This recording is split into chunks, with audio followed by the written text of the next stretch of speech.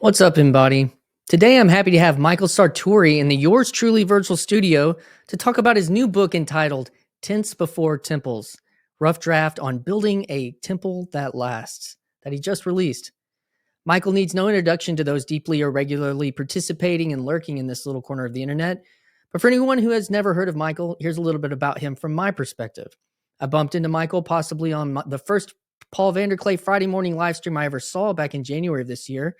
And then as the algorithmic and relational rabbit trail goes, I saw him pop up on Luke Thompson's stream and then found his channel and explored his work on Tectonic School and really digitally connected with him on a few of the video commentaries he made this summer on the Dune 2 when it was released. And as a fellow millennial, I've loved his take and popularization of Boomerality, a video essay he released this fall.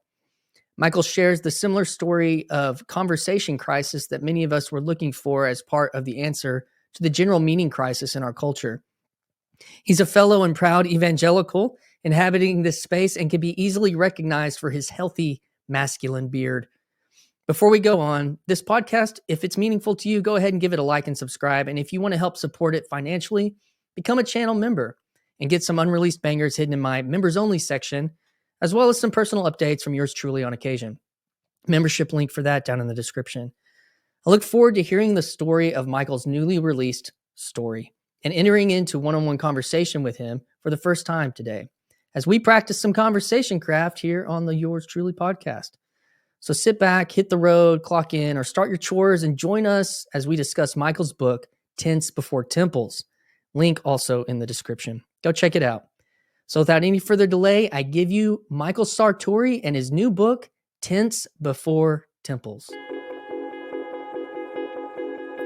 Hi, this is Christian Baxter, and you're listening to Yours Truly, a place we go to think out loud.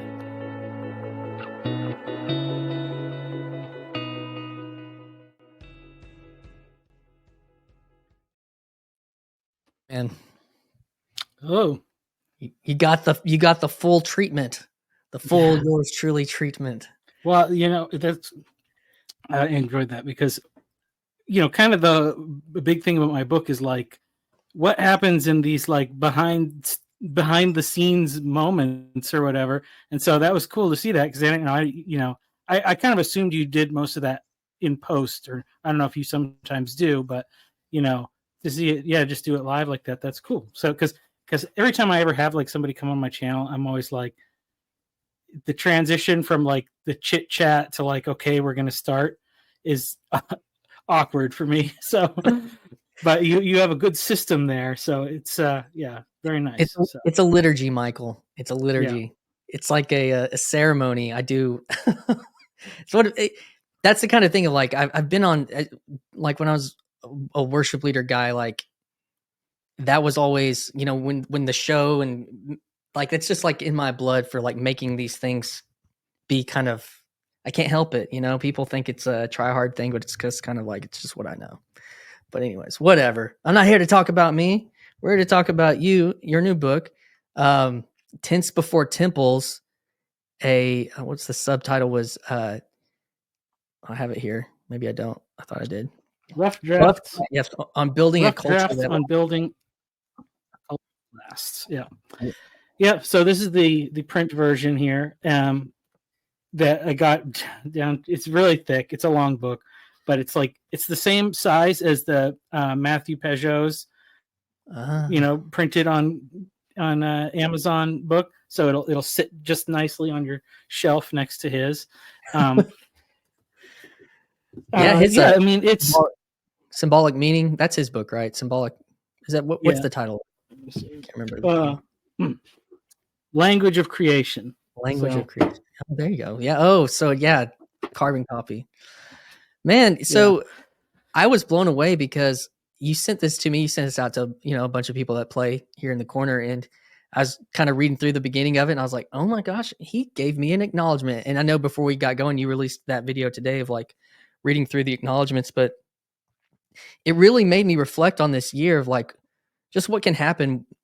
And as I've had these conversations of just continuing to encourage people to participate in this, because it really is, it's just because the digital nature, it can just kind of go on in these spaces for people.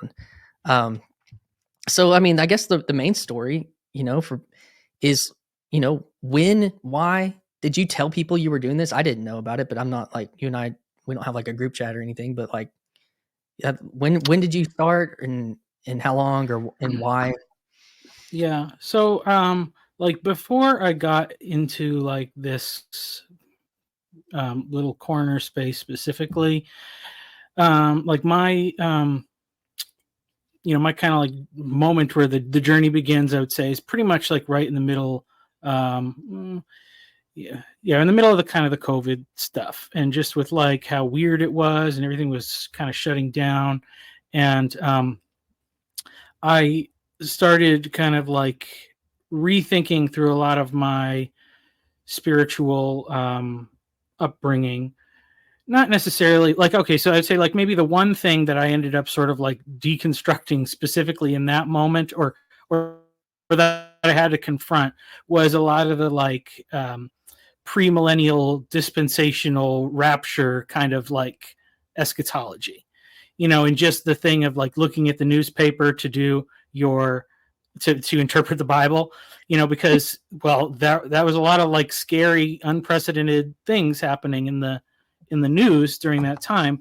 And you hear people that are worried about like if the wrong person's like elected, we're going to have like totalitarianism and all these things. And we had just had our second child like right before that whole thing went down.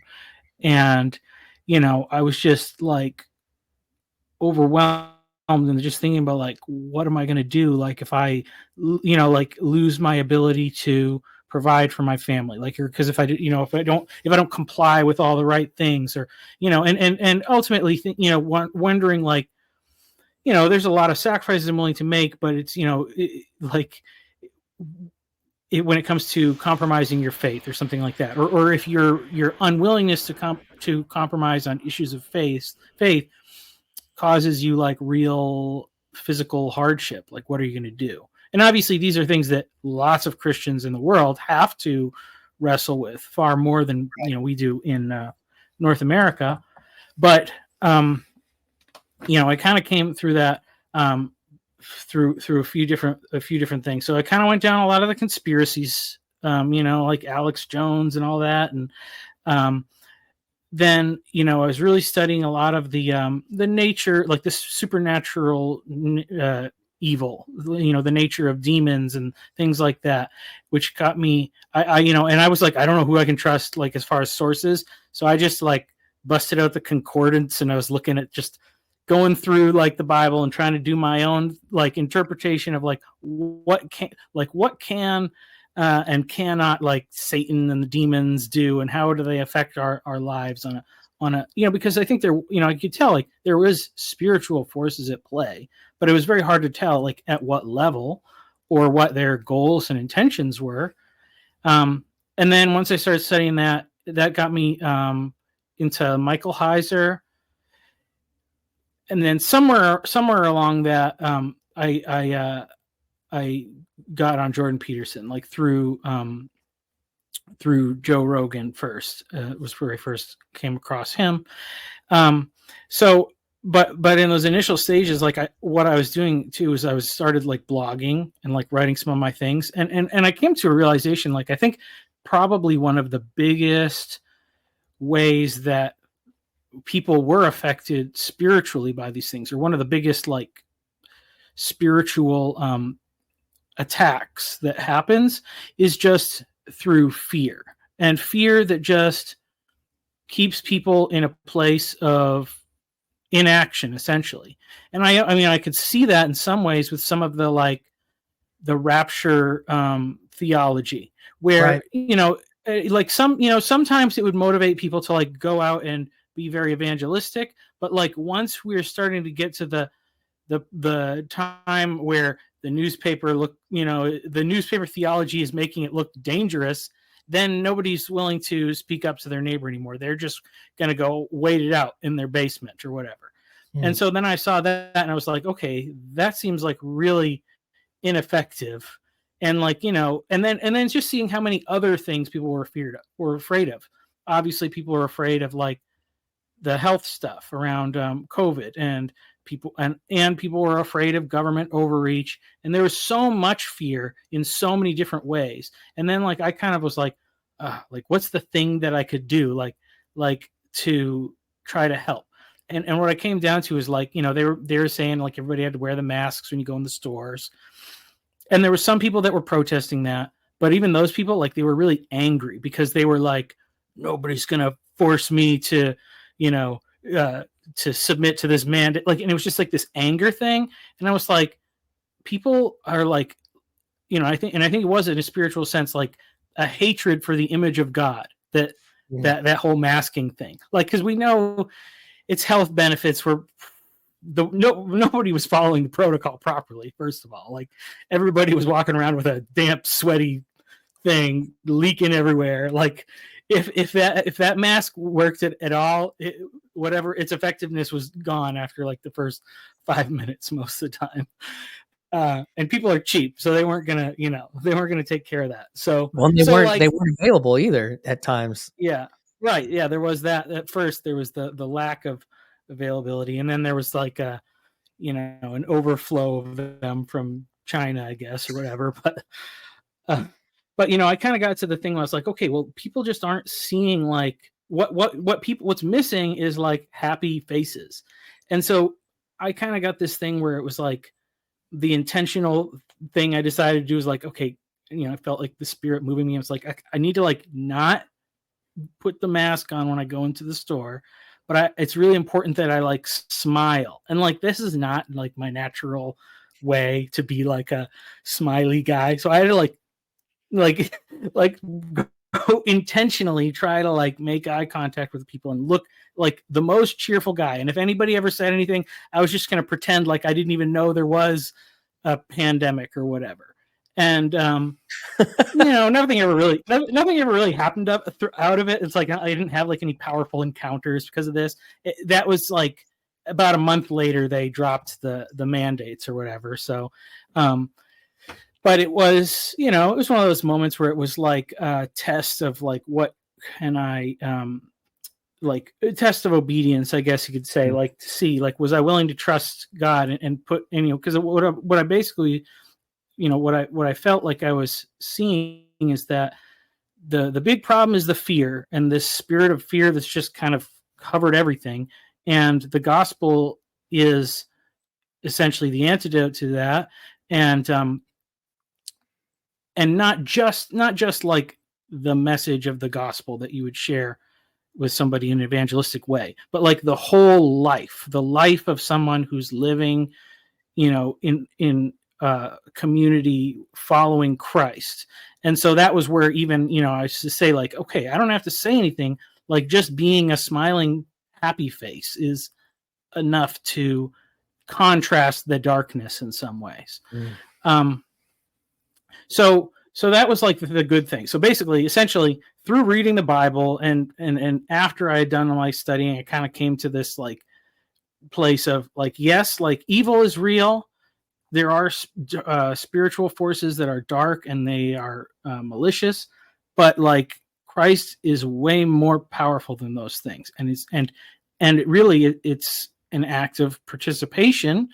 He's going to do the work. It's really just how much we're wanting to get on board with what he's doing. And the more we're willing to, like, the better things are going to go for us. So that was kind of where I was at. So, and in that process, like the first things that I'd started doing was I started blogging and I started writing this stuff and trying to like share, the important messages, but I was doing it like anonymously, and I like put a website together that was anonymous and tried to like share it, like, because just this thing of like, if you have wrong think, you're going to get canceled, and like my employer's going to find out and fire me and all this stuff. And then somewhere through there, that whole time, I'd been read a lot of C.S. Lewis, read a lot of Francis Schaeffer. And he was somebody that I had familiarity with from when I was like a teenager. But really, I found one of his books was available at the library, like in an audio book, and then it reminded me of his series, which is on YouTube. And what I noticed was he was going through a lot of these he was discussing a lot of different like philosophers that I would hear Jordan Peterson mention, but he had good answers. And I was like, I wonder if anybody's ever like connected these two. So I just searched in like Jordan Peterson, Francis Schaeffer. I did Jordan Peterson, C.S. Lewis too. And one guy showed up for both of those, which was Paul Vanderklay. And specifically, well, him and Byrne Power, they had a conversation because Byrne Power knew Francis Schaeffer and went to L'Abri back in the day. So at first, I watched all of Byrne's stuff because he had less. All of Byrne's stuff. You watched all of. It was less than what Paul had at that time. Paul was like 1,400 videos at that point. That's like true. 4 years ago. Both of them are prolific though, with some of their links. Well, I mean, I have like 9 hours a day to listen most of the time. That's right. If I'm not involved in other things. So I had a lot of time. So I went through all his stuff. Then I, started watching, like, I kind of, I think the only way you can really engage with PVK is just watch the one that came out today and then watch the one that comes out tomorrow. Like, you can't go through his backlog. Like, I mean, the conversations, sometimes those are good, if you want to go, like, he's got the playlist of randos, that's worth going through. But like trying to figure out like what was happening when he made some video from 3.5 years ago is like, it's too crazy. Yeah, he's on a wave. He's riding a wave, Yeah. And we're kind of surfing with him or whatever. That so that was how you got to Paul. And and then from there. Yeah, and so from there, so I was pretty nervous, like, because I was doing things anonymously. I was in the deep lurk. I don't even know if I really commented first, but I heard him talk about like these other channels, and was like, what are these other channels? And then I found Randos United, and that had like Luke was in every single conversation, and I was like, this Luke guy is so annoying. Like, that was my thought. That was my first thought. So I found some of those. And then, like, I heard Paul. So Paul talked about, he mentioned several things. He mentioned Tim Keller. I had a personal connection with Tim Keller. And then he mentioned that his mom lived in Whitensville, Massachusetts, and I was like, that's like two towns over from where I grew up. Like, and like I know lots of people that, and I was like, wow, I could, like, I was like, I feel like I could have a conversation with this guy, like that would be interesting. And then he was always talking about how, like, oh, you got to try that randos the Calendly link, and you might not get anything. And then I was like, okay, I'll try it. Like, I guess I'm going to have to try, like, thinking this is going to take me a long time. So I checked, like, whatever, 1 day or 2 days, or whatever. It was within like a week or something. And then I got a slot, and I was like, oh. So then I was like, well, I guess I have to, like, have this conversation. And then I had some thoughts about, like, moving from blogging or whatever to doing the YouTube thing. And I had made a couple little, like, crappy videos just so I would, like, have something to say, like, this is what I have. And I was kind of like, it's interesting because it was like, at that point there wasn't so many people doing like the just chatting stuff or whatever. So it was like you had to be willing to, like, build some sort of a brand or something just to get to the, like, conversation level. Like, you had to, like, be someone a little bit, to get some notice, or at least that's kind of how I perceived it. Which, I mean, I don't know. I guess I'm still trying to do that in some ways, because, well, I want those high quality conversations, but with the right people. That's interesting. I mean, that's an interesting point, because sometimes that's frowned upon, inauthentic, seeking, status seeking, and all that kind of stuff. But like what what's driving, like, is you said conversations. I had that conversation with Sam Tiedman, you know, Yeah. and he was looking, I mean, in a really specific way with his Unitarianism, like for conversation, like high quality conversation with that. And he kind of had Mm. to come out of anonymity to do that as well and build something to do that. So yeah, I hear that. I've been building something too over here. Well, I mean, and honestly, I mean, the thing is, like, so the other part of the story that kind of is interesting is like, why was I doing that? Was that 18 years or whatever? Like, basically, since I graduated high school, I was involved in ministry almost full time somewhere, um, and specifically at one church near where I grew up for like the last 15 years, and there was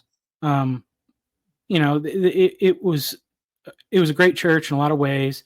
There were some issues with like just my ability to thrive in that situation, which kind of were compounded more like when my wife and I got married and when we started having kids and stuff like that. And it was just like, it was hard to figure out like a lot of the basic like career stuff for the future, because it's like the church just couldn't like pay us super well, and um, but our lives were like super entwined. Like they were providing our housing, that was all of our friends, and it was our work, and it was like whatever, and it was where we would worship and volunteer as well.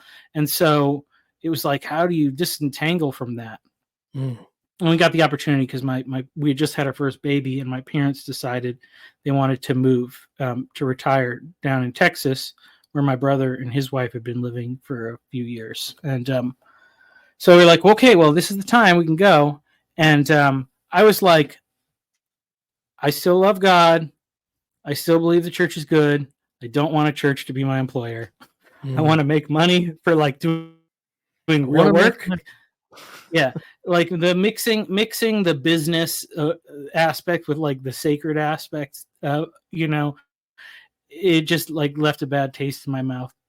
And I was, I needed like when we had gotten down to Texas, I was in a pretty like rough shape as far as like spiritually speaking. It was just a very dry season. I did not have a lot of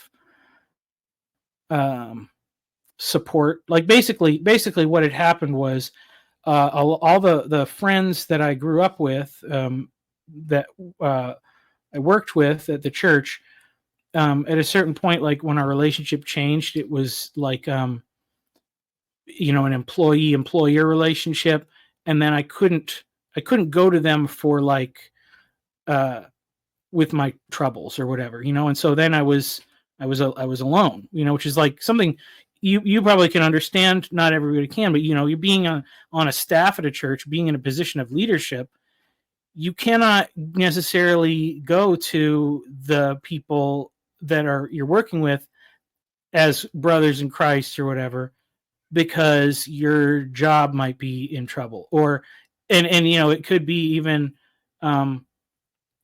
it's just not, you just don't know. Like, and I had known from like times previous, when I had gotten some pretty negative responses, like reaching out for help and getting a negative response, I'm like, well, don't do that again. Basically, that was the lesson that I had learned.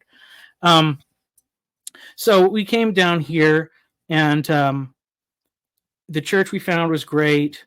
And the pastor was very, he was just the right person for what I needed at that time in my life. He was very open with like his flaws and his mistakes and stuff like that. And it was like a very healing process. And then I think like finding Paul's channel was kind of the furthering of that. But what happened, in that whole thing was like when I started starting to get excited about the gospel and started to get excited about sharing like just all the interesting things, about God and the Bible, and like the thing I thought was really interesting about Peterson, I would say more than anything specifically, the thing that really interested me about Peterson is that he like studied psychology and he learned all about psychology. So he knows how it works. And then when he approaches the Bible, the way that he was like, this is just so real. Like he was saying, like, what I've learned from psychology is saying that like these characters and these stories are real people. It's not like a made up fiction. And I thought that was so interesting that it's like he had this different, area of expertise, totally unrelated. And he was using that to discern the truth. And then he was seeing the truth in God's word, like through that lens of psychology. It's like, yeah, some, thinking some of his stuff he says is kind of wacky or whatever, but I just, to me, that was really exciting. Just the idea of like, if you really are seeking truth through anything, it's going to connect to God's truth in some way. And, and it's moving beyond those cheap arguments of like the new atheism and the cheap apologetics, the flimsy stuff into something that's, much more substantive. And so that was like really what was appealing to me about Peterson and about what Paul was, doing and connecting with that. So I did kind of want to build a brand in a sense because I saw it as maybe a potential for like a future, like I had gotten settled in working in that I enjoyed. Hey, Michael. Afforded me the opportunity. Wanted to do something a little bit more purposeful. Yeah. So I was talking about like a little bit about, I was a little bit looking to build a brand or whatever, and mostly because, I wanted to get involved maybe in some sort of a ministry thing, but I saw like essentially like what he's doing or whatever, like there's problems with like church as it is. And I don't think that I would necessarily like slot into a, just like a youth pastor role or something very easily. But maybe like what I saw, basically what I saw is like, oh, with these tools on the internet and the ability to just push yourself out there and speak, if people like it, they can find it. You can find your own way and kind of a unique format or a unique niche of content. And so that's kind of what I was looking to do. And that kind of set me on the path that really led to the other ideas that followed. So when did you start? When did you do your rando with Paul, and when did you start writing? So I did my rando with Paul. Let's see, I can find the date. I'm sure. I think it was like 2021 sometime or something. I think. And so I've been writing like blogs, like anonymously, and then once I started doing that again, I realized like I just really like writing. It's a really useful way for me to do my like sense making or whatever, so kind of like, and I've tried it a little bit like with what PVK does, just like turn the camera on and just start talking. But like for me, that's a much more disorganized, like that's a skill that I think you really need to practice. And I haven't practiced it as much, but I really kind of got into the habit of doing that in the written form. So like I would just write about like things, and I started publishing some of them some places, or like sharing them, like maybe just share a Google Doc or something like that. I had a crap ton of stuff that I had written that all just got wiped out of Google Docs. like a year's worth of stuff. And I was like, okay, well, I guess God didn't want me to share any of that stuff. Wow. But then I kind of found like, the Substack thing. And so I was like, oh, okay, I can do this, so it was easier for me to do anything that was like going to be really like thought out, try to do it in written form. Or I kind of have two, like, so I started this I came up with this idea for like a trade school program, what I call tectonic school. And so then I kind of had like a personal Substack and the tectonic school one. So then I could rough draft things in like my personal one, get all the ideas figured out, and then like condense it and write a much more concise thing on the other one. So I do stuff like that. And sometimes I'd write it and turn it into a video. And that was kind of also like, if you're just reading, it's not really a good video. But if you kind of can figure out how to do like an outline, like that was like with the boomerality thing, you know, I had some like phrases that I'd kind of worked in, but there was some like, this is the idea that I'm just going to talk about for a minute, you know? So like that kind of worked. So eventually really what happened is I started thinking about launching this idea for like a discipleship program. And that's really how I started thinking about it too, more so than like trades first. It was more like, okay, we're doing a really crappy job in the way that we like train people to work in church, mostly because they're lacking a lot of like practical real life skills. And this was my experience. I went to Bible college and I went to a discipleship program that was really more like an intense internship, you know, at a mega church. And well, first of all, I didn't learn anything that I could use to make a living, so that was a problem. And I also had come to realize, like, oh, the actual like physical working with my hands on a daily basis while I listen and think about things, like, is actually a very important part of like my spiritual health and helping me get my life together and figure things out. So I, you know, and as I started to think about that, you know, I'm realizing like, oh, well, you know, we're not like these disembodied creatures, you know, and this is all stuff everybody in the corner has discussed, you know, like, and that's kind of the emphasis of like why you should be like doing, why liturgies are important and things like that. And you know, I have skepticism for like high church forms, which I've come to appreciate and understand more because I've connected them, because I think they are really rooted in the normal rhythms of everyday life, you know, and that's why even like, because the Bible is so full of metaphors about like farming and shepherding and building things, and so it's like, oh, well, if you understand, like anybody who understood those things, they could hear Jesus talk and they would immediately understand the spiritual message he was trying to get across because they understood the metaphor that he was using. But like, we have to learn both sides of the metaphor. And that's part of the meaning crisis. Yeah. Yeah, it is a big part of that meaning crisis.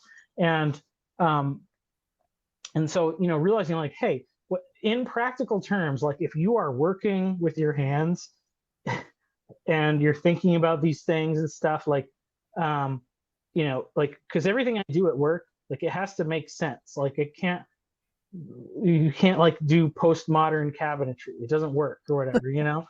So like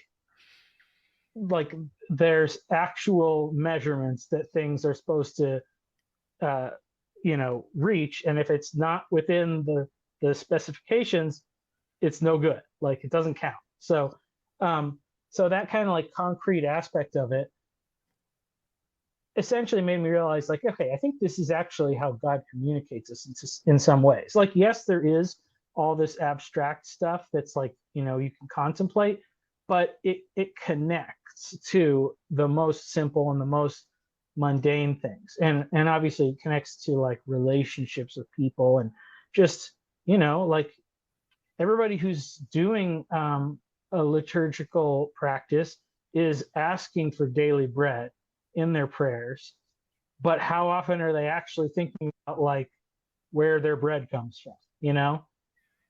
But that was a thing where you would say, you know, okay, Lord, I've asked you for my daily bread, and now I have to plant the wheat so that those prayers will continue to be fulfilled or whatever, you know? Wow. So yeah, And that's a lot of Pageauian fractal realities and that the symbolic world isn't just metaphor, that it goes like it's real here and it's real here, like Yeah. you're saying, instead of just abstractions. Man, I wanted to go back to actually the part in the conversation, and we're just now even getting to the part of the book, but you started it out talking about fear related to Yeah. dispensationalism, related to then the government authoritarianism, and then about your own self getting on the internet and, from anonymity, then coming out of the lurk and that whole journey. And I relate to so much of that. Like I Yeah. was raised in dispensationally to view the world that way. And it was, it, I didn't really hold on to it much past my middle teen years. I kind of actually like got into, Calvinism later, like in high school and stuff. And then I just didn't want to think about it. I didn't want to think about the end times because that's no fun. Yeah. Yet if that's if your faith is rooted in that, and like if your faith is almost completely defined by that, which is a big part of, I think, the problem of dispensationalism, that it's like you're looking for the Antichrist around every corner. Like that's how you're living your life, like you're saying in the newspapers. And so it was interesting to hear your trajectory, like where, you may still be a dispensationalist. I don't know, but you come into this space, and the space is so, there's so much pluralism and ecumenism in this space in a way. And, and I've, even in the short time I've been involved, like it's affected me, even though I was already pretty ecumenical in my approach to Christianity. It's even, expanded in some ways that way. But, I do think that's a big part of what it means to participate in this digital space, where there aren't physical walls. There's the Methodists and there's the Catholics. Like that we're all just like mashed together, and there's like low friction in between everybody on that. Yeah. That and then but there was somebody that was kind of trying to mediate that a little bit in Paul. Like Paul was like trying to do that, and he was embodying something, like you said, related to Lewis, Schaeffer, even Keller, like in that kind of space. And then Peterson came along and from left field, and then Jordan Peterson kind of came out of left field and actually did some of that. And Paul was like synthesizing that, helping mediate and then all these people that were having, it sounds like you had a version of deconstruction out of dispensationalism, at least within your Christianity to a degree. I don't know if you still are or not, but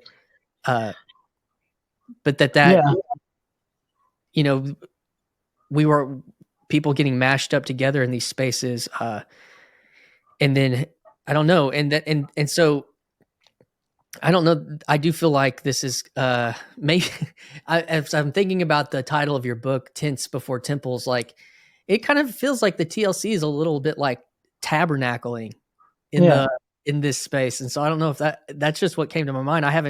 I only read a little bit of the first chapter. I didn't get very far in your book, but so keep telling your story. I just wanted to hop in there and kind of bounce a little bit with some of the stuff that you've brought out in your story.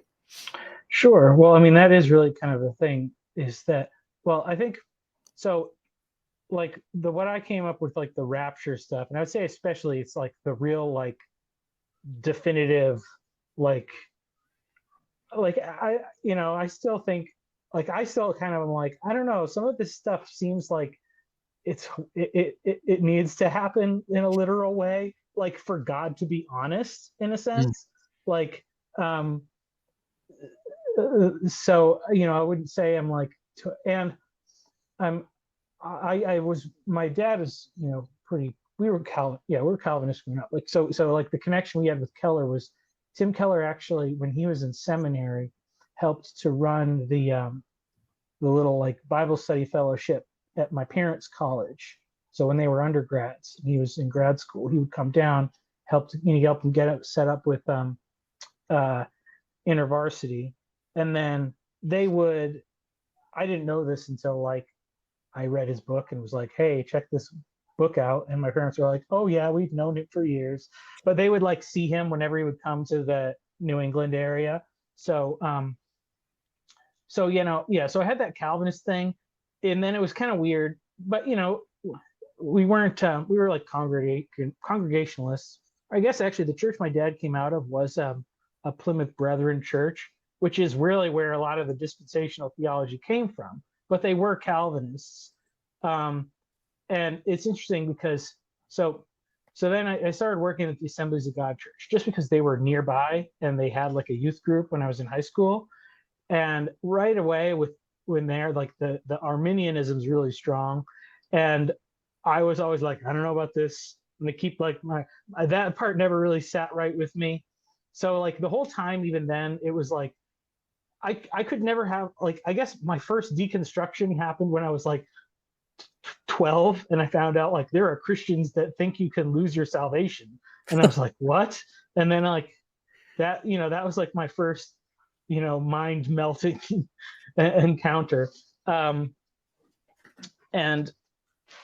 so I guess the thing that I really came to understanding was that there's a lot of different like frameworks, and they all kind of have their trade-offs, and there's some good reasons why I think like certain things are true and others are just wrong.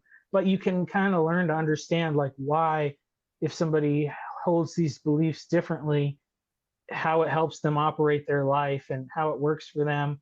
Sometimes it seems like it really, like the theology that may really bother me is really helpful for somebody with a different personality even, which is like a weird thing to think about. Like, because we have this thing to be like, these are mutually exclusive truth claims. They can't both be like, one of them has to be right and the other one wrong. And like somehow, I don't know, in the way that God's like holding this whole thing together, he's like somehow making mutually exclusive truth claims work. You can just hear Luke Thompson right now, just Yeah. cheering on that statement. Mm-hmm. So let's get into the book, man. So you put this together, and as I was looking through like the table of contents, I did recognize like some of your projects even from this year, and just everything. You got Lewis and Tolkien. It sounds like it's you trying to canonize your kind of the TLC experience that you've had, but obviously even beyond that with your life. But there's a lot of pieces in there related to that. Even like the wrestling stuff with kayfabe, and I don't know, but one of the things that, well, I guess so. I do want you to talk about the book, but when I was kind of thinking about questions in here, there were two things that came up to my mind. Where one being Schaeffer's. I wanted you to highlight. You've done this on your channel, but for people that may have not been in that space, that happen to listen to this, highlight why you think Schaeffer's work is so important, because I think you've done that. I've seen you do that. And then two, start with Francis Schaeffer's work and why you think it was. Well, I think the main thing that he really highlighted that's really important is that like what we think affects what we do, and it affects how we're going to act in the world, like how not only how we perceive others and how we do things, which is like coming from the point of seeing how people are so affected by fear. Well, that's like an obvious symptom of that. If you tell people that everything is dangerous, it's going to have these outcomes and these effects. And and he does wrestle a lot with like the philosophical aspects of things, and to me comes out with a good reason for like trusting the Bible, but not in a weird like dogmatic way. But basically, because he has a book he is there and he is not silent. And basically, where he gives his arguments for why you're like, okay, either the world impersonal or personal forces. It's one or the other. And if it's personal, then it makes sense that that personal creator would communicate in some way with his creation. And basically, like, you know, like we can know things. God is trying to speak to us. Your senses are work, but then we're fallen, and so we need like something that's not just human, that we can judge by and that we can compare to. So like that's what the importance of Scripture is, and that it is that thing that is unchanging, and God's character as well. Like basically, he even says like the Bible doesn't matter at all if there's no God, but if there is a God, it makes sense that he would communicate with us. And we see the evidence of that in the Bible, and not only just in the Bible as like a book out of nowhere, but as a book that corresponds with reality.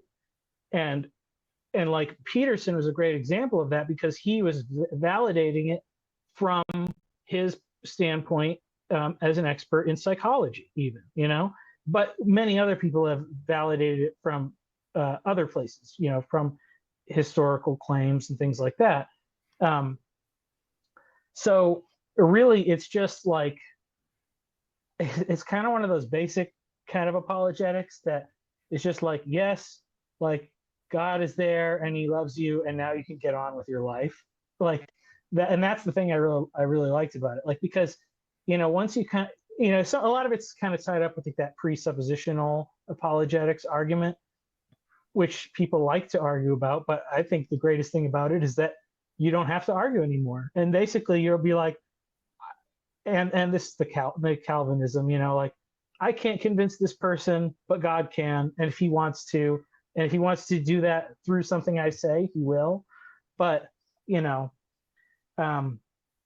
I think like there's like Blaise Pascal, I think, has said something, along the lines of like, there's more than enough evidence for those who believe, and there's never going to be enough for those who don't want to believe, something to that effect. So you don't have to like wrestle with it from your own personal insecurities or whatever, or hopefully you shouldn't. Like, you can have some assurance that like this intuition that like life is good and it has meaning and purpose, like that's coming from somewhere. It's not just like, brain chemistry malfunctioning or whatever, like, but yeah, so that was one thing. And then I think the other thing was that he dealt with all the like current stuff that was going on. Like, he saw that like, okay, the music people are listening to, like, that's important. Like, that is saying something about like society. And then I think ultimately, like, so this is something I didn't grasp until much later, but like the probably the greatest example of his apologetics is that he did it in a community. Like, he had a place where he would let people who were struggling with things come and stay and talk it out, and that like that L'Abri community that he made is very much like a physical representation of what happens in these online spaces, I think. So and and then also estuary is related to that Yeah. as well. Yeah. I think that's very much the kinds of conversations that were happening in that place, from what I can gather. So The other thing I was going to ask you about, I appreciate you giving that perspective on Schaeffer, is CW he connected me to have that conversation with Roy Clauser, Dr. Clauser, about Duiverd. And I saw on your channel that maybe you had mentioned something, but you'd been looking at Duiverd for a couple of years ago, like before that conversation, like 2 or 3 years ago. And I was wondering what for you, interfacing kind of with what I've experienced on this channel through that, what for you was a big deal about his work that spoke to you and was important for you? Yeah, so I mean, it's a little tough. It's not one of those ones I've tried. You can't pick it up at 10 o'clock at night and get through much. So I mean, to be honest, it's like I haven't interacted a ton with it. But basically, I think I got this from Byrne. So he's like the philosophical firepower that kind of fueled a lot of what Francis Schaeffer did on a more popular level. And he got there through Hans Rookmacher, who was another Dutch guy that like knew Doyward, and he was like an art history expert, and so that's why Schaeffer was also always talking about like art and music and things like that. And Doyward's really the philosophical like backing behind it, and Roy Clauser really outlines his stuff in a good way. He has a good in like the courses that you can find on YouTube. And I know like CW hooked me up with some links to some stuff. I think you can find most of it all on there now. But so that was like, it was like, oh yeah, this is the thing behind the thing that I like. Cause I just was like, because I heard Schaeffer's video series, which was like also, like there's still not a video series that is like does what that video series did. We showed it to the youth group at our church, and like we had really good conversations. It's it's old and it's like a little bit not that great looking, but the content is still like it's very important, I would say, and it's still like relevant and salient to the time. Yeah. So and just like even that's an important part of the thing is like how are you presenting these things. And so that was like, so I saw that when I was a teenager and I was like, yeah, this makes sense. And that was kind of like him and Lewis has a lot of that, just like that practical kind of stuff that basically it just gives you the intellectual fortitude to just get on with your life and like do things in some ways, like rather than just arguing about these like super fine points of distinction that happens with a lot of these kind of apologetic discussions. So, and probably some of that is like just the Dutchness too that came through, and so it's like, and that's all subconsciously like I think part of what we all love about PVK. Even though he doesn't cite Doyward, the people that he were meaningful to him had read it, and the ideas were all there. And Abraham Kuyper comes before that too, right? So and I mean, it's like, I don't know, what do you say like about a theology that results in people that just are pretty good at doing like regular life well? I think that's kind of the one of the strongest testimonies for just everybody that's kind of surrounding that area of thought. Well, that really points to, so what, because what is the thing behind the thing? Who was informing Schaeffer was Doyward and others, and who was informing him, and who informed even PVK, and so you said that what showing people how maybe to live a regular life well, and that's to the subtitle of your book, Building a Culture That Lasts. So like we can trace the lines, we can read the books, we can watch the videos, but how do we do that, like you said, in our regular life? So I think the thing is, and probably part of the reason why the book is so long, is because like, okay, so I could say, for instance, like I went to the Assemblies of God Church and I said like, okay, here's the problem with your Arminianism. It makes you like really insecure because you're always afraid about losing your salvation. And so that like has a bad, some people kind of get to that same point from like hyper Calvinist perspective because they're worried about like maybe I'm not really one of the elect. Like, so, and in one church, you have a guy who's worried that he's not saved because he's just not sure if he's really one of the elect.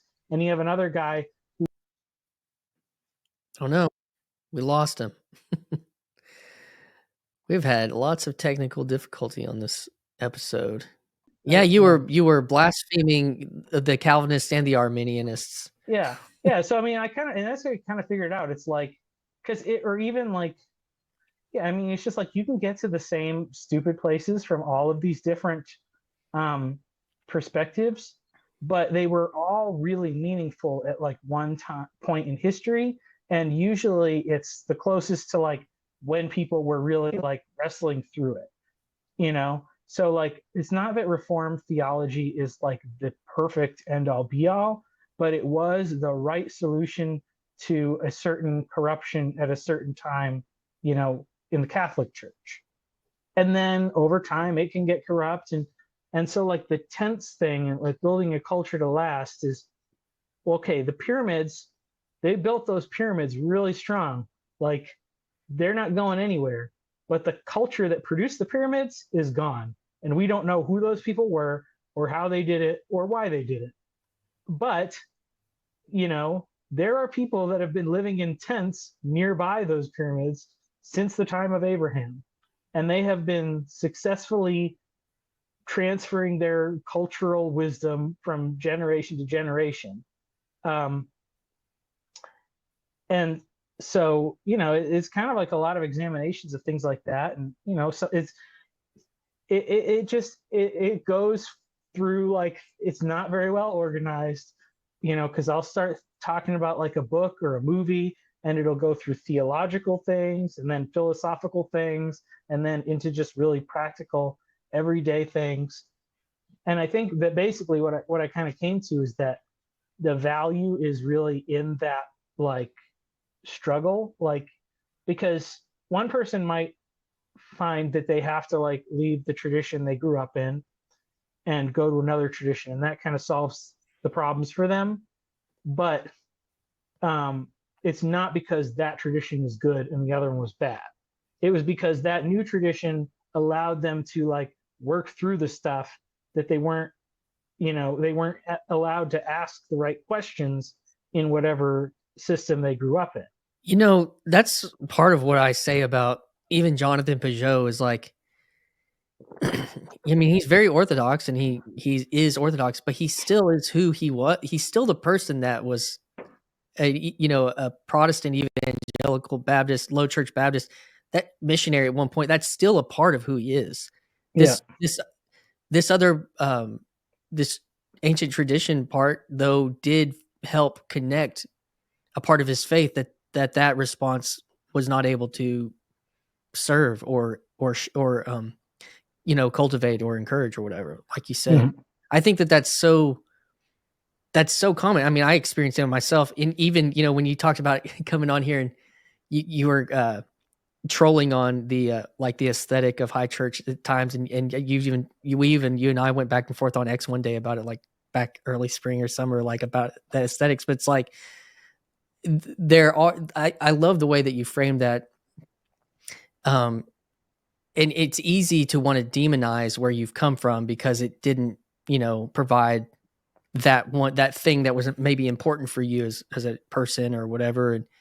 But at the same time, there were probably things there that really made good parts of who you are, alongside things that maybe it didn't help. But I think that is a excellent perspective. So, but getting back to like building a culture that lasts, you referenced the pyramids and people that were building tents alongside those, and then, coming out of traditions into new traditions. Like, so keep going on that.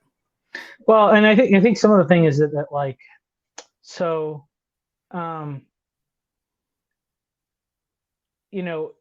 there's a lot of this like cultural apparatus or whatever that comes with like living in modernity, and it's kind of this thing like what Paul's talked about, like, and I know like a lot of people have pushed back on this thing that Orthodox guy said about like, we're not ready to do evangelism because we don't have our monasteries and our cathedrals built yet and stuff like that. But just like thinking, it's like if you need like this giant like empire level cultural apparatus to like support your thing, like that makes me really suspicious about that thing. Mm. Whereas it's like if you're getting kicked out of a country or you have to live in a tent, you can only hold so much stuff, but the things that you hold on to are going to be like the most important things. Mm. And so and obviously the thing is like we've had lots of movements where it's like, let's get back to the first century, let's get back to the basics, and it's trying to strip it down. And then it's like, and then those people will then demonize everything that like you know gets built out from that. And I think it's like, well, weirdly, that God is present in both those things, because that's even what he says when the Hebrews are in exile. He tells them, plant gardens, marry, give your daughters in marriage, keep doing all the normal life stuff. And I think so, like, because we always want to make it like either or. Either we're going to have like 1,000 years of Christendom uninterrupted, or it's going to be persecution until the return of Christ. Like, and I think, like, really, I mean, maybe it's kind of like that perennial thing or whatever. Bad stuff does happen. It's not always global. Like like we might not have the rapture and the Antichrist, but it doesn't mean that America couldn't just become a total dump that's historically irrelevant in 100 years or whatever. Like things happen, and there's natural disasters and all that stuff. So it's kind of like, don't, like, I don't know, it's just holding these different things in balance. And I think part of that's like looking at it, like what is the time and like what's happening. But like I think if you're like thinking I shouldn't get married and I shouldn't have kids, even though I really want to because I'm worried about like the end times, I think that's like the devil speaking, Mm. But if that, you're also, what's interesting about that is I've heard that from people that would consider themselves maybe barely Christian still, but are very into, the progressive politics. yeah, They say the same thing because they have existential anxieties about the future. About well, that's what makes me suspicious about it when Christians say it, like, and that's the thing. I think the thing is that like, and this was actually so way back from like one of my first studying of like how is evil like displayed throughout the Bible. It loves killing babies. That's what you got with with the the Hebrew babies at the beginning of Exodus, and that's what you have with Athaliah trying to wipe out the all the sons of the kings in when they hide what's his name in the temple, the one king that's like the 8-year-old boy, I forget his name. And then and the same thing with like Herod, killing like that, like so like that first command to like be fruitful and multiply, like Mm. I think that's like still ongoing. Like, I mean, I think, there's exceptions and things like that. And part of the great thing about the gospel is that it provides for those exceptions. You don't have to have everything like to be blessed. Christ gives us like that example. But like the normal stuff that was good, like 2,000, 3,000, 4,000 years ago is still good. And like God's still for all that stuff. And the devil's still like opposed to it, really. So, it's just kind of like, it's kind of an interesting thing because like when you look at Malcolm and Simone, they have some like weird beliefs that they're trying to like shoehorn into their homemade religion, but the broad strokes of it are basically looking at history and seeing like what has worked and what hasn't worked. And most of it's their primary emphasis of like being pro-natalist. That's a really biblical thing. And Yeah. Christianity's kind of gotten weird when it's gotten away from that in some aspects. Definitely. And, of course, you can always bring Grimm's enmity for the womb into that conversation as a real problem, that whenever that is celebrated or idealized, your society is going to have problems. So yeah, what those are kind of issues. Give 3 points on what. Oh no, we lost him again. Oh man. So it's kicked Michael out twice. We must really be offending the gods of StreamYard and whatnot. But what are give me 3 things that build a culture that lasts? So we've talked about procreation. What else? Yeah. So I think like family is really important. Meaningful work is really important. Okay. Talk about that. And well, so like I would say, because some of my revelation was understanding like, hey, if I, when I go and work on the cabinets all day and I get to listen to something that's interesting, and doesn't always have to be super spiritual stuff. Like a lot of times prior to kind of, finding the whole Peterson sphere, I would mostly listen to fiction, like fantasy books and stuff like that, science fiction, whatever.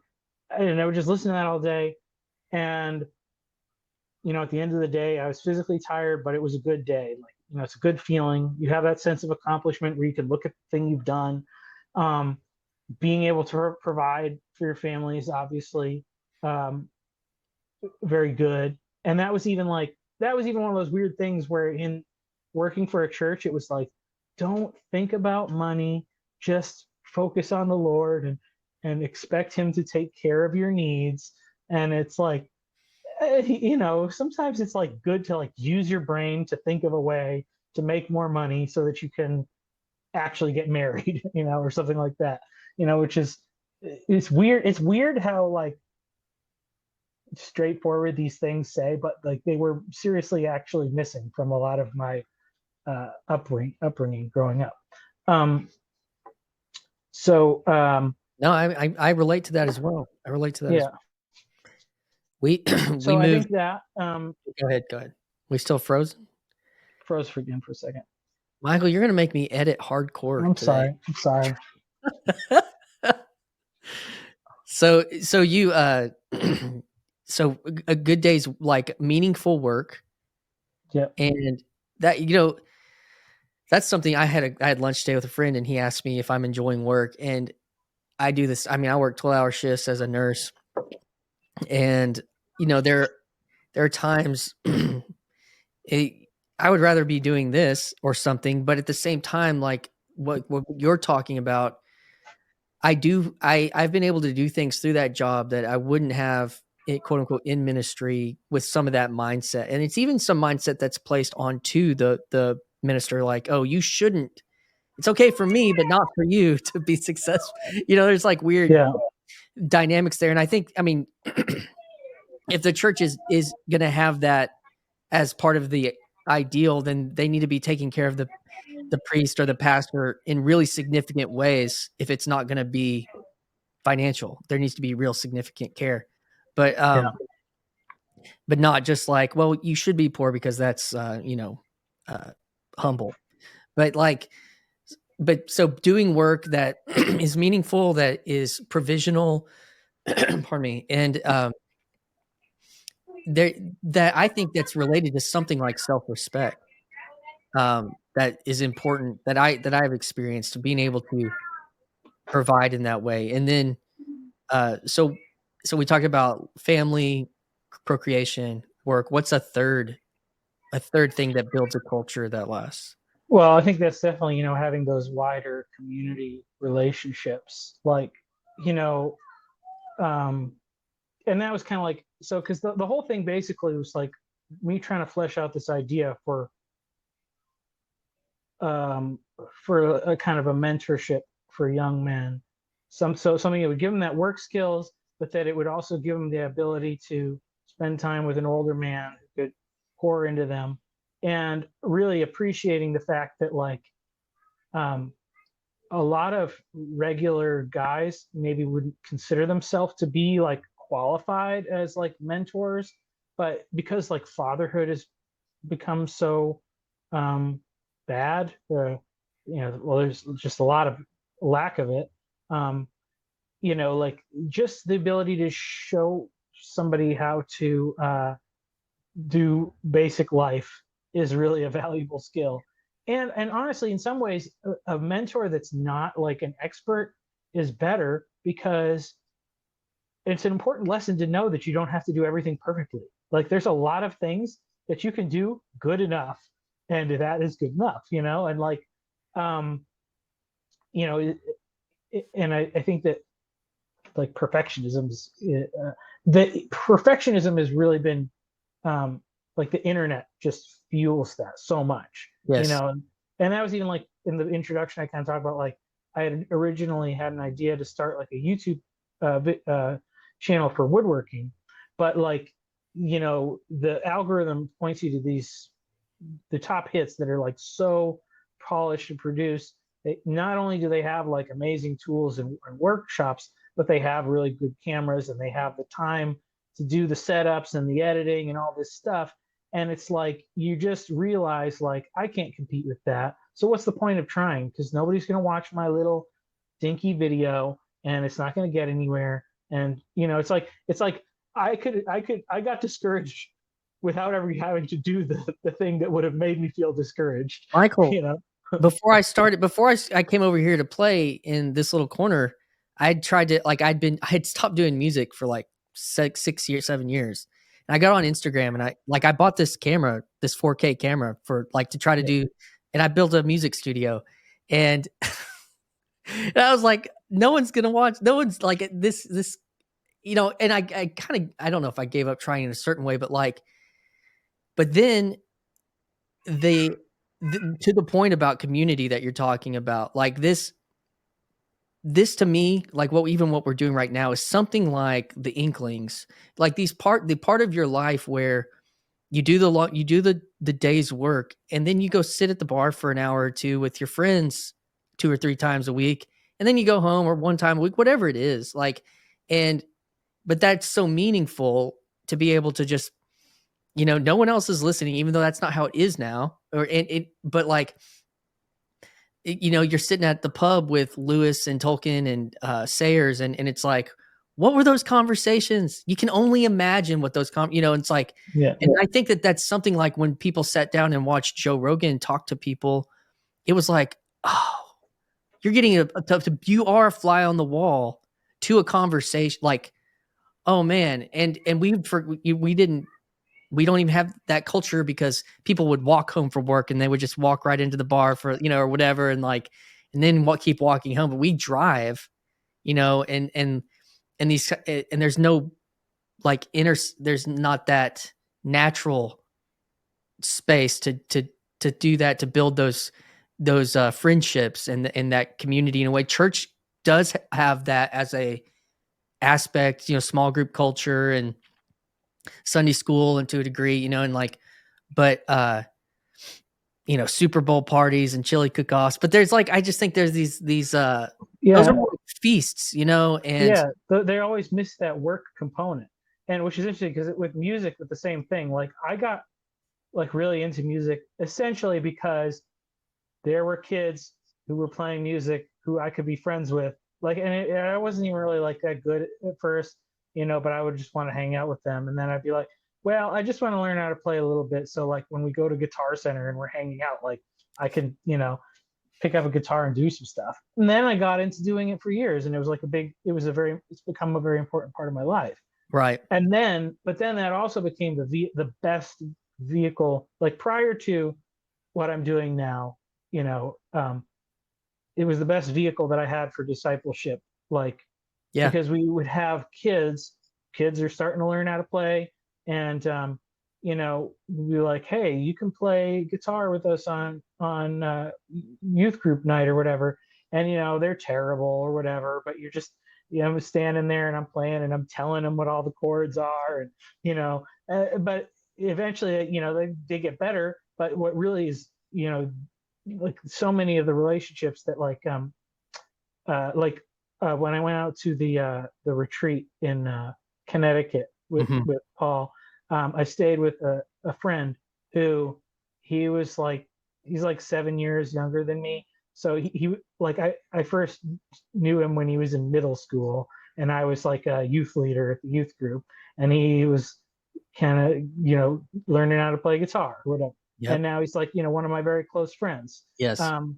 And like that's kind of the those relationships are so beautiful, and it's such a great thing like that you um get to build, especially I think for men. It has to be focused on doing something. Well, and that's so much not different. The I used to have conversation. A buddy I played music with in high school. We were in a band together, and then we did some stuff in college. And then he went to the church I was a worship pastor at, and he played bass and guitar with me for years. And he was a coach, or is a coach at a high school. And what I would talk about with like developing the band, like trying to develop band, was very much like being a coach. Yeah. For especially for a basketball team, you've got like, of a rock ensemble, you've got 5 positions, and you're like developing these things, and that really was it's like your tectonic school is very similar. That relationship, it is a what's when you're the apprenticing, like I mean, it's an apprenticing thing to Yeah. to bring somebody up into a skill and music can be very similar to that as woodworking or other hands-on skills or sports. And so that is I think that's a very positive thing that about the modern worship aspect of that, doesn't get any love on here, myself included, but it's like, is what uh you're pointing to about even mentorship, friendships that develop, because it's so much more. Everything is so much more than just the task you're doing. It's so much more than just teaching guitar. It's like, and then we went and got lunch, and we, or he, whatever, we sat and talked, or we even maybe prayed together or something. Like, it's so much more than just that one thing. It's the dynamic relationship that's taking place during that time. And I think that all those points they're so fundamental, yet we live in a world that says, oh, it's just worship music practice.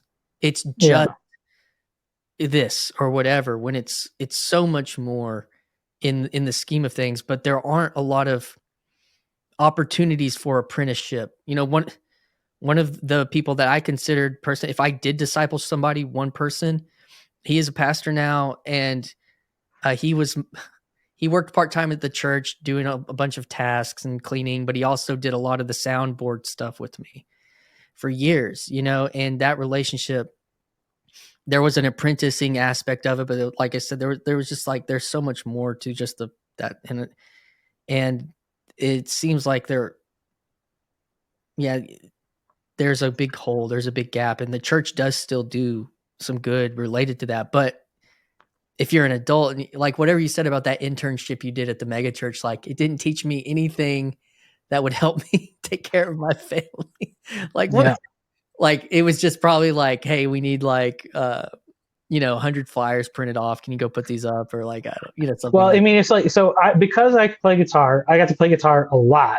That was cool. yeah, that's But fun. I mean, but I'm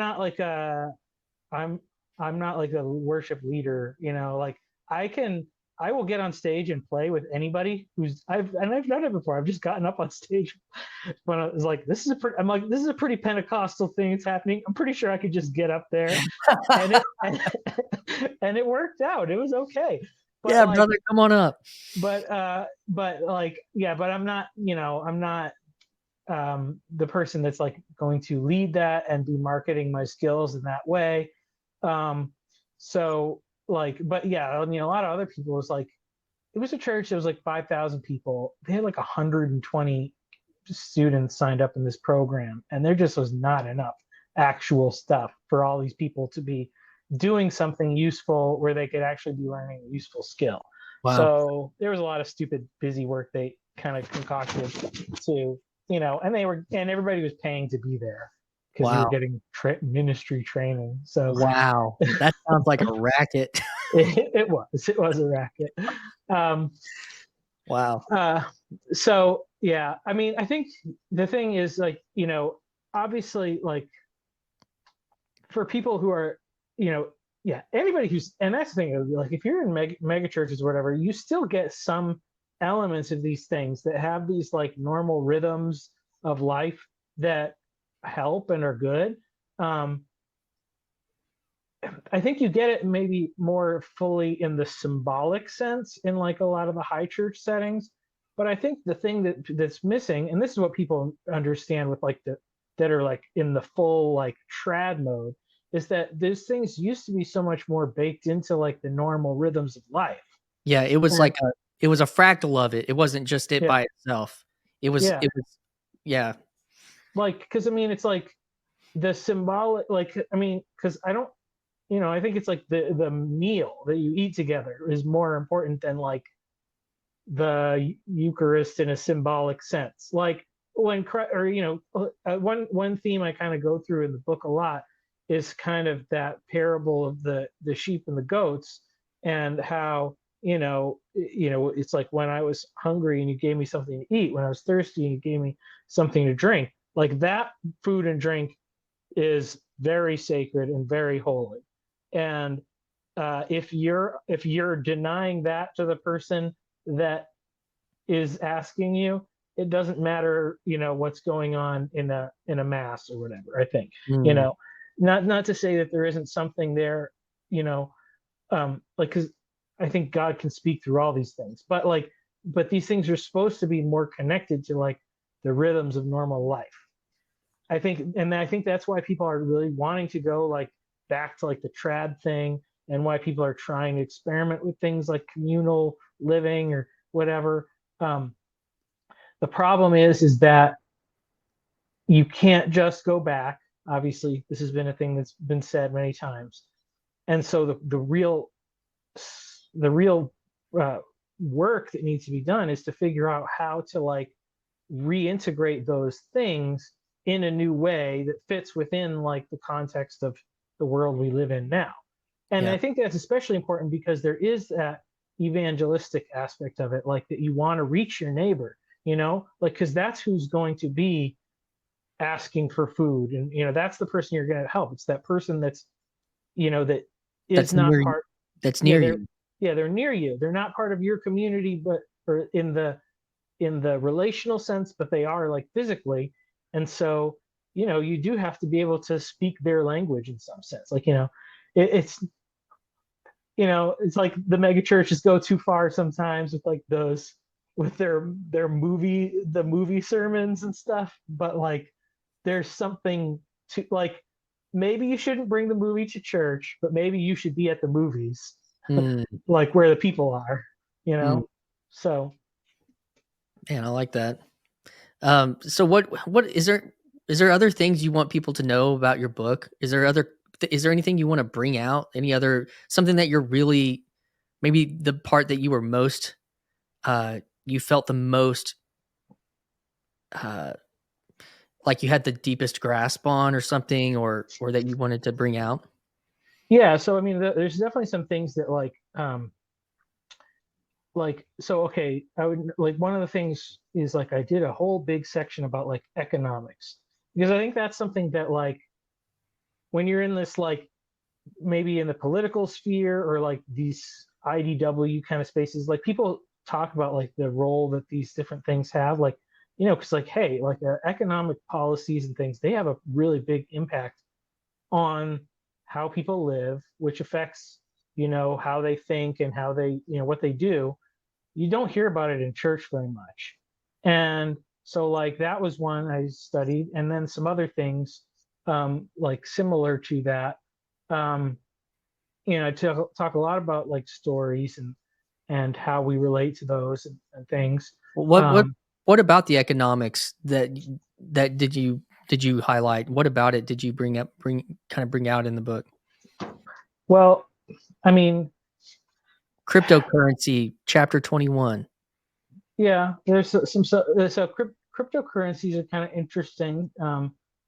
Well, let's see. I'm going to put it this way. I guess the thing is that, I'd say maybe people's like economic theories are just disconnected from their spiritual life. And so there's a real problem with our society where everything's become commoditized, and you can put a price on like literally everything. Or there's that always brings us to like a bad place, where it's like why we have such like it'll just always bring you to the thing that's the most salient, which is like pornography, instead of art, like the economic, because you're just making like money, like what makes the most money is the most valuable, and then you're connecting like everything to the same system of money.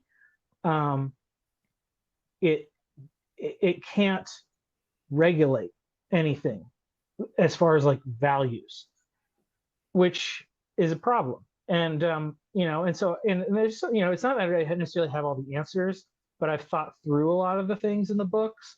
I think so. Like one of the aspects I was thinking about is like, okay, well, part of the way, like if somebody wants to start a business, just making the most money can't be your highest goal if you want to do it well. So I was thinking like, okay, if you ran your business in such a way that you were trying to create like opportunities for these apprenticeship relationships, you might be sacrificing some of your profit, but what you are producing is like competent workers, and perhaps those people will actually produce more monetarily, like for your company in the long term. But it does require like a reprioritization of values. You know what that makes me think of is growth, again, is like growth versus scale, because you can Yeah. scale things quickly now for lots of different reasons. But what you're talking about is like growth and cultivation, which is again this idea of creating a culture that lasts, like even that idea within what is going to better economically serve me in the moment. What is the quick thing? And you even like went to pornography and it related to that in a way, versus what's going to, pay the most dividend in the long run. And that is something like, that you may be developing your future CEO who's going to revolutionize the company in such a, or on a bigger scale, but even you you you could be making your whole city or your whole town more healthy and vibrant and strong, and that will ultimately like create a better system, economic system with where you're at, that kind of things. Yeah, stuff like that. And it's even interesting, like you have to think about things like, so because even thinking about like when people will say like ban pornography, it's like, well, obviously we understand the impulse behind that is very good because we don't want a lot of pornography. But when you do that, in some sense, it's not going to go away. It's going to go underground. And then you might actually be increasing demand in some ways. Or, and so like really the best way to get rid of it, like I figured is like, make it really unprofitable and tedious. Like I mean, it was better like when people had to like go to the actual person and ask for the magazine that was like wrapped in the brown paper or whatever. Yeah. Like that was a much better system than just having it be instantly available everywhere in your pocket. And so to say, even what that makes me think of is you talked about like we can't go back. You can't undo the digital. So we have to figure out how to engage. Like when I handed my kids Spotify this past year, like last Christmas, I got my middle kid a play, like a digital player. It was like kind of like an old iPod type thing, but it could have Spotify on it. And my older daughter, she'd already had one, but I was like, I just want y'all to know, and that I know, but that I'm handing you all of music. You still there, Michael? I'm still here. Yeah, like I'm handing you all of music right now. And that's a big weight that I feel like I'm doing, but that's like just that you understand this is this is new. This is a new reality. I could only have whatever CDs were in my case, or what happened to show up on the radio. You have access to everything, but they just, my middle kid just wants to listen to Taylor Swift. He doesn't want to listen to anything. It's like, Yeah. But just that is the reality that we're living in, that when we are parenting the next generation, we are handing them, like you said, it's like they don't have to go through the shame of like going to a convenience store and asking a clerk for, like, that's the reality of handing our kids like the digital everything. It's a bigger. So we have to learn. What I'm trying to say is we have to learn how to operate in that reality instead of just, Yeah. And I think a big part of the thing is that, like, we can sit around and think about like what's the perfect solution, and there isn't a perfect solution. But the problem is that the lack of a perfect solution, or our inability to think of it, usually causes us to just do nothing, when there's probably like something that we could do that would make the process like better, so like, like the brown paper bag behind the counter, like that's a better solution than like outright banning it, because if you outright ban it, then like you're going to end up making somebody who can provide it illegally, like rich and powerful, that you don't want them to be rich and powerful. And then it's like on the other side of it, it's like it's too alluring of a possibility for like young women to get involved. They need something like OSHA that makes it like, because it's like if you try to build a new house, we need a pain in the butt. You need to regulate pornography, regulate the fun out of pornography. Yeah, I mean, because if you made it so if you penalize it, like through bureaucracy or whatever, like that's something that should be penalized through bureaucracy. And because then people are like, yes, I don't want to, like, because I mean, honestly, like if lazy people won't do it, so I mean, and then that's, then it just causes people to like reconsider, what they're doing. So I don't know. It's me thinking about a lot of weird stuff. And then like I even think, did some stuff about like architecture, because I really did wrestle with a lot of that stuff about like people who are just really like there is something about like the aesthetics, like in the aesthetics of like the high church and the cathedral and all this stuff. And so I was really trying to like get at like what is it? Because obviously we don't build those places all the time anymore. And there was a reason why we stopped doing it. And once again, I think just like start building cathedrals again isn't the answer. So there's something that needs to be wrestled with there. And I did a lot of research with a guy that PVK had a conversation with Job about this architect named Christopher Alexander, and he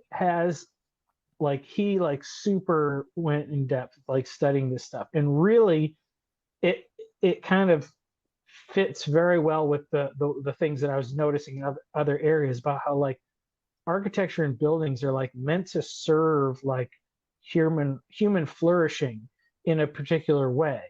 And it's not just like the utilitarian aspect of it, like which makes it cheap, or just like bigger is better.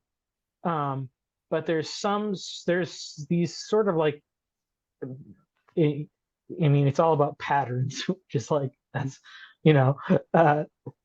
that's kind of the thing that probably would connect with a lot of like the Peugeot stuff. But there is like these human qualities or whatever that make like, which is why it's like you might not be aware of like how much your bad mood is actually the product of like the house you live in and the buildings you have to work in and all this stuff. And so it's like, well, and that's the thing. It's like a pastor's only going to be addressing and it may be that a pastor is preaching in a room that is really not conducive to actually having people hear the thing that he's trying to say. but like, but the sermon's not going to fix the bad architecture. So, and I think that's kind of a lot of the book is exploring those things, because I guess growing up in evangelicalism, it's just like, it's all about the gospel, and like, and the most important things are what happens in church on Sunday morning and in your quiet time. And it's like, well, no, God's like doing stuff in all of these other aspects of your life. So I studied a whole bunch of weird stuff, basically whatever just piques my interest. But kind of the point of the thing is that, like, if there's some other thing that I don't talk about that is interesting to somebody else, they should study it, because actually it probably is really important, and God probably can speak through that weird thing, whatever it may be. There's a lot of recently there were some conversations, among I don't know if it was on Luke's stream or Paul's. I think it was actually Paul's estuary that he did. What should we do? And like, this is just an example of just do, like go and be, I that to me is like, and I don't know, people, I haven't had a lot of offline conversations with people in the space. I've kept it kind of like online in a lot of ways. There's certain people I've built some friendships with and stuff, but I don't like, I do have an in-life project. Like I'm actually, now helping start a church, and, but the other piece is this is what I'm trying to do. Like I am trying to connect in this thing, and do a real podcast, not just like whatever, but that's what I'm trying to do. And so whoever's out there, like Michael, probably did you ever think that you would try to write a book?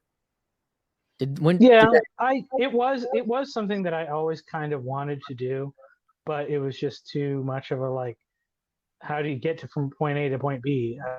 Get in. So, and then I was like,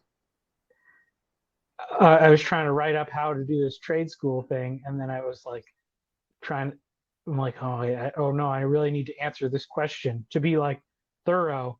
And then I was like, hey, this is actually a lot of words now. Like, maybe I should just make it into a book. And then that happened because you were aiming at something and going after it. Yeah. And yeah, I couldn't have just written a book just for the sake of writing a book. Yeah. And so aim at something and go after it. I think sometimes it's easier said than done, but like, pick something and just try. And it may not end up working, and pick something else, but keep trying until something kind of punches through, for you, that you can do, that no one has to necessarily pay you to do, that you can do, whatever that is. And then share it and share it with the world. And that's, I'm learning more about that. And the pieces of, you talk about perfectionism. Like, I mean, that, I joked with you earlier because we had such bad internet connection about, I'm going to have to edit this, because I took to heart when Paul says, don't edit. I took it to heart. Like, I'm trying to like take certain principles. Like, I don't do a lot of editing, like stream. That's why you were like, oh, I didn't know if you did a lot of this in post. Like, I'm trying to do as much as. No, that's just Paul doesn't edit. And I think that he's doing people a service, because then honestly, the fact that he didn't edit was, when I first heard, I'm like, well, at least I can do like a little bit more than what he's doing in that area. And so therefore, like, I have something that's, more of service or whatever, to not to like be in competition with him, but just thinking like, at least that's one aspect that somebody who might complain about that with his videos will be pleasantly surprised with mine. Sure. And I think I took that on another level, like with like trying to do some studio work or whatever, lighting and what, it's not, I don't go all out, but the other piece was just, I came from a, like, if you're trying to like make a record, I feel like you do your best to try to make it sound as good as possible, and you tweak and edit, tweak. And I had to kind of break through some of that to even just get going. Like, no, just do it. And that was part of this space that, like, I kind of needed somebody to tell me not to edit. Like, I'm like the opposite. Yeah. Like, I needed someone to say, don't try to make this, perfect. Just go and connect and so that's been, there are things, I have done some editing, but it's, I don't know. That's the thing is trying. I'm sorry, my garage is going right now and I'm trying, I can usually mute it if the other person's talking, but, yeah, that's been part of this journey for me, is to try to do something, to try to craft something, to try to make something, and know, that you feel like you can do without some, like you wrote 800 pages without some, well, I mean, you had a, you credited, I can't, why am I blanking right now? Who helped support you financially? It was, Gavin. You had Gavin, you credited Gavin. He did help support this financially, but technically no one was paying you to do this. Like, this was something that you found that you were doing, whether it was through the Substacks and the Tectonic School and putting these ideas together. And yeah, so I just want to encourage more of that, because I do think, like you said, related to competition or whatever, like there is a temptation, like, oh, instead of it seeing it as like, I could do this. If they didn't do that, I could do this, or, I could find this niche here that, or kind of like come in. But at the end of the day, like everyone, what I see and what I'm experiencing is there's so much there's, like you said, someone could take what you're doing, they could find another avenue and see, because that's the beautiful human reality of this. And there's more than enough people to engage with in the internet, and so I hope that the spirit of this part of like TLC in that way, like, can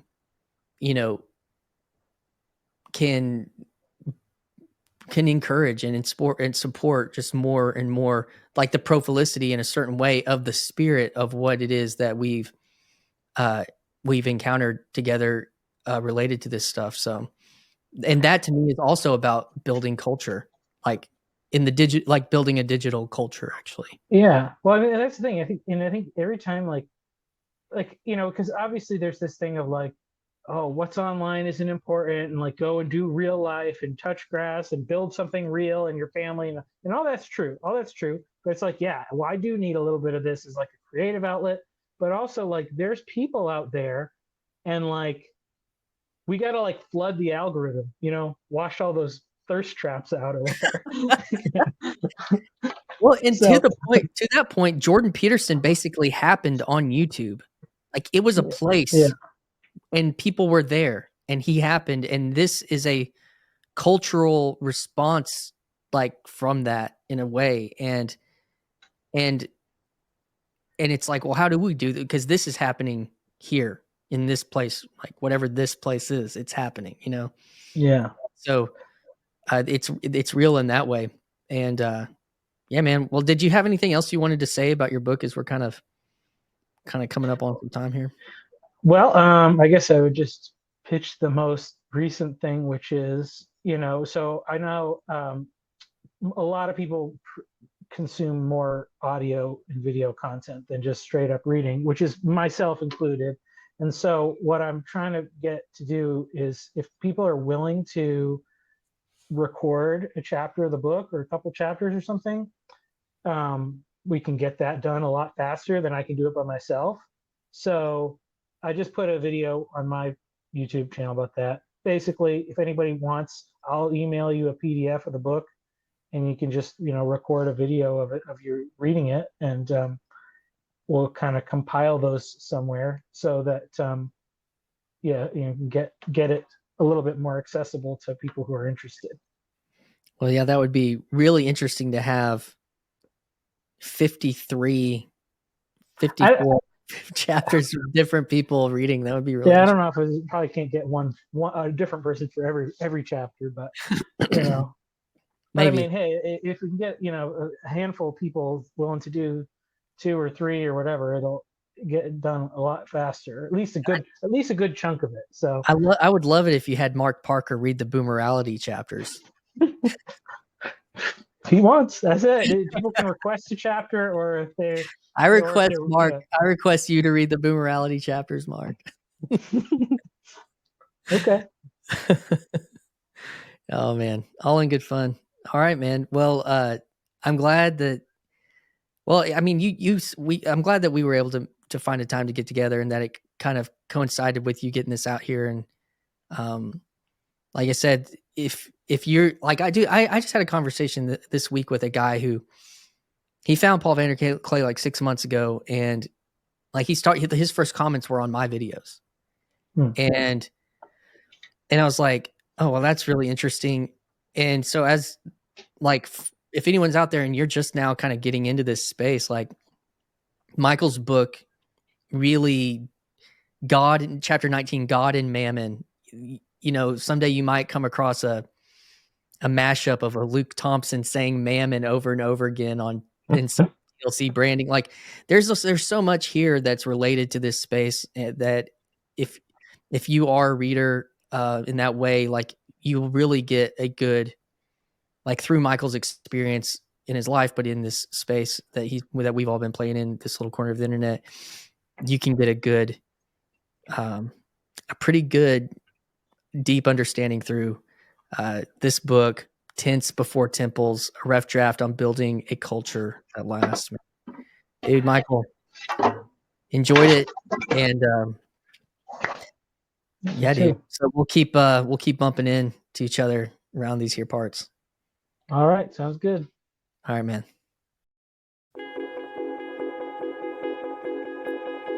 Hi, this is Christian Baxter, and you're listening to Yours Truly, a place we go to think out loud.